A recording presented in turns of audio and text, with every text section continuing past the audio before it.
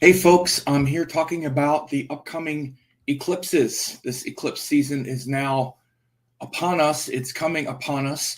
And as you can see on the image here, we have this thing that I'm going to discuss as we're building up to the eclipses that are coming. We have this, my camera's a little sideways. Yeah, we have this time that we're in right now where we're building up to the upcoming eclipse, March 29th in Pisces. And then it's a huge shift because then Saturn will set up in Pisces for the next 2.5 years, right on that eclipse. This is the eclipse day, March 29th, that's upcoming. And you see Sun, Moon, Rahu, Saturn moves into Pisces that very day. And so what I have on this diagram is this diffusion and influence on the calendar and in the sky. So you could see we're in between the two eclipses. The last eclipse happened it was October, I think it was October 2nd, was it? And then the sun reached that midpoint at about 14 Sagittarius on about December 29th. And then it's been waxing since then toward the next eclipse as the sun moves through the sky. The sun is now up here in the sky. Right now the sun is here at 5 degrees of Aquarius. As you see, it's been moving through here. It's like right here now, and it's moving up to that exact point. So right now on this grid, it's about 50%, we're starting to feel the influence.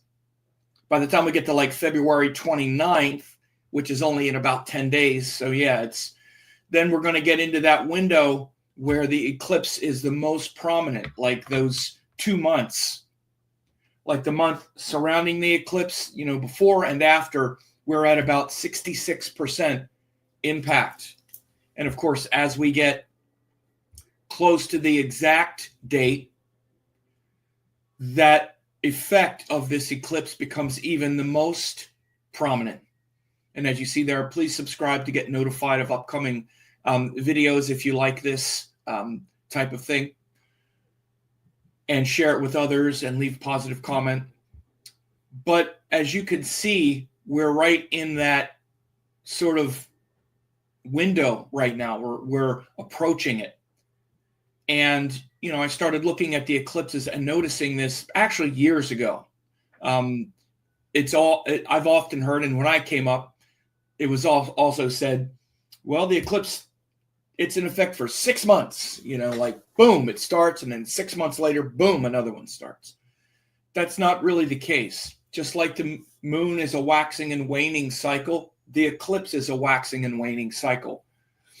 And it's driven by the sun getting closer to one of the nodes or the other node. So again, I made this chart last year. By the way, watch and see within a year. Everybody's going to be saying this. It's something I've noticed in my life. But this is the case. This is really the way to look at the effect of the eclipse cycles.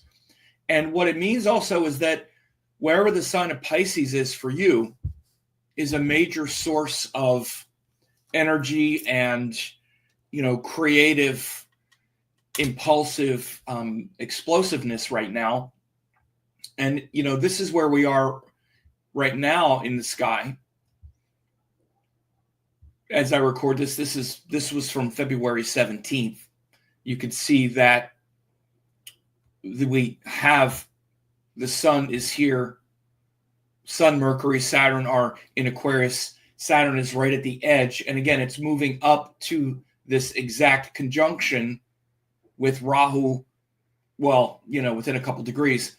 But the day of the eclipse is the day that Saturn also moves into Pisces for the next 2.5 years, beginning on that day. So this Pisces energy, this house, wherever Pisces is, for you, like for me, I'm Gemini, so it's my 10th house. If you're Capricorn, it's your 3rd house. If Your Scorpio, it's your 5th house. Leo, it's your 8th house. This sign of Pisces is going to be, it's already been very impactful because we just had Rahu there, dissolving everything. Now Saturn is coming behind it, trying to build structure behind what's just been dissolved. And if you're not tuning into this concept right now, lock in. It's game time. It's game time. Lock in, because that's what's coming. And those of you who've been listening to my forecast, or who have even gotten forecasts, by the way, I am offering these Rahu Ketu assessments now for this shift. Many of you have already gotten the Rahu Ketu assessments before, and if you did, I sent you a private email where you can just get an update. But this transit, particularly like the current nodal axis transit for the next 1.5 years, starting at the end of May, is going to be very pivotal. But in addition to that, the eclipses affect all of us based on where the nodal axis was in our chart. So if you haven't had me do one of these 30-minute nodal assessments about the karmic story being written by you, the obsessions and blind spots, childhood connections, it's well worth it, because I in this reading I go over your chart, where the nodes were connected in your natal chart that are totally unique to you, the Raja Yogas, the specific distortion and confusion which comes from the nodal axis in your birth chart, thus in your mind. So when these eclipses come, it activates your relationship with these nodes as well. Because what happens is Rahu or Ketu get the power, they get the sun and moon, and really they really lock them up for a couple months out of the year, about 66% to 100%, especially for a couple months out of the year. For about 4 months out of the year, the nodes are really operative. It's about 1/3 of the time. The sun is either right near the eclipse, or it's right before, right on it, or right after it. And again, this is the influence, this the sort of diffusion influence. It's like a dimmer switch being slowly turned up from the midpoint between the two eclipses. So it's like the light is about 66% on for 2 months, each time. So it winds up being about 4 months out of the year total. And so wherever the nodes were when you were born also is enormously impactful, because they get activated. Like when I was born, I have Rahu in the 1st house with several planets, Mercury, Venus, Sun. So when we get near eclipses, that it's not just the nodes in the sky, but it's my relationship with the nodes as well, and how these things intersect.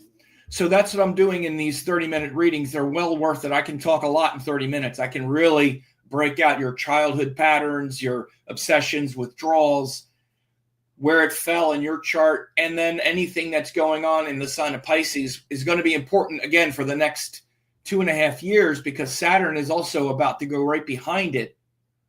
After Rahu eclipses have been dissolving all the structure, Saturn is going to come in behind it and say, okay, now put it back together. Build something new from the shards of the old. That's a nice statement. I've used that before with Saturn, Rahu. Rahu comes and kind of obliterates something, and then Saturn is there to build the structure back. So you can see that's what's coming here.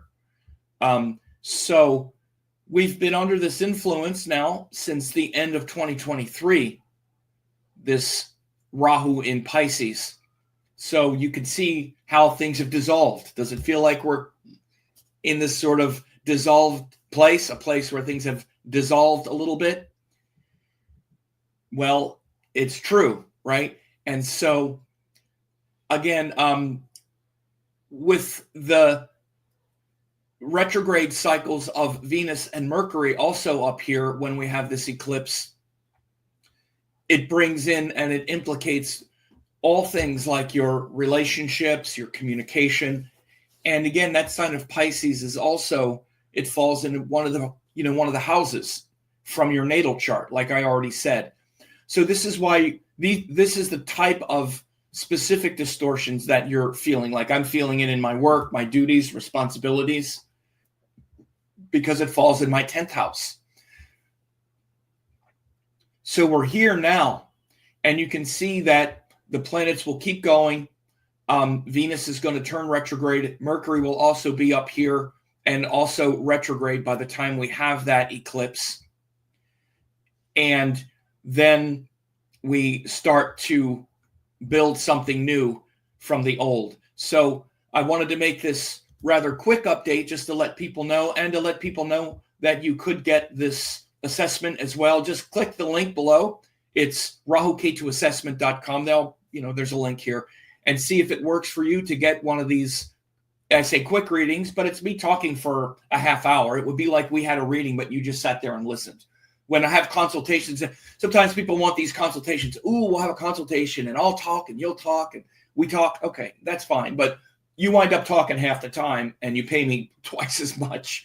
So a lot of times these focused assessments are great just for getting this aspect of life. Not just this, but obviously you also leave me a note and let me know what's going on in your life. And I give you a reading, but it's focused on your lunar nodes, not just in general, but focused around this time that I just described as well, and helping to take you forward in this area of life right now as well. So anyway, I hope this was helpful. Thanks for watching. Don't forget to like, comment, share, and subscribe to the channel.